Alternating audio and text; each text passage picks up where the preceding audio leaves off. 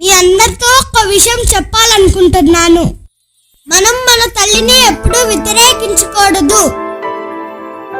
తనకి ఎప్పుడూ గౌరవం ఇస్తూనే ఉండాలి. ఈ ప్రపంచంలో కల్తీ లేనిది ఏమన్నా ఉందంటే అది తల్లి ప్రేమే. కొన్నిసార్లు అమ్మ ఏదో ఒకటి అంటూనే ఉంటుందని అనుకుంటాం, కానీ అది తనకి మన మీద ఉండే శ్రద్ధ ఇంకా ప్రేమే. అందరికన్నా మనల్ని ఎక్కువగా ప్రేమించేది మన అమ్మే. తను మనకి జీవితాన్ని ఇచ్చి ఎన్నో త్యాగాలు చేసి మనల్ని పెంచుతుంది.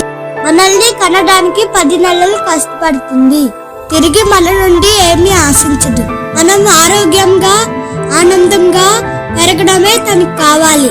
సో మనం శ్రద్ధగా చదువుకొని జీవితంలో మంచిగా సెటిల్ అయ్యి అందరికీ హ్యాపీనెస్ షేర్ చేయాలి. ఫ్యామిలీలో తల్లిది చాలా ప్రధానమైన పాత్ర. అలాగే వాల్యూ లేని పాత్ర కూడా తల్లిదే.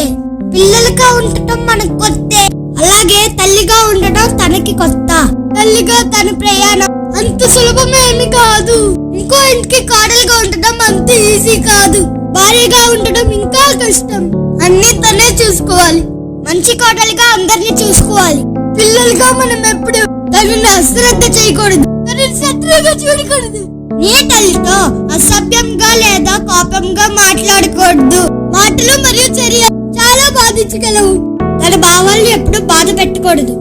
తన ప్రేమ త్యాగం లేకుండా మనం లేము అన్న సంగతి గుర్తు పెట్టుకోవాలి. తన జీవితాన్ని మన కోసం త్యాగం చేసింది. తన సమయాన్ని మన కోసం త్యాగం చేసింది. ఎన్నో నిద్రలేని రాత్రులు మన కోసం గడిపింది. మన కోసం చాలా బాధలు పడింది. వయసు నుంచి తను స్ట్రాంగ్ ఉమెన్ గా ఎదిగింది. ఒక అమ్మాయి కూతురుగా, మరి తన తండ్రికి ఎంతో గర్వకారం. మన అందించిన ప్రిన్సిపల్స్ తో మనం సంతోషంగా ఉండగలం. మన తల్లిలాగా ఉండే బిడ్డలు కలగాలని కోరుకుందా. రేపు ఆ పిల్లల ద్వారా ఆ ఆనందం మనకి తెలుస్తుంది. మన తల్లి మనకేమిచ్చిందో మనం మన పిల్లలకి అదే ప్రేమ ఓర్పుతో పెంచాలి.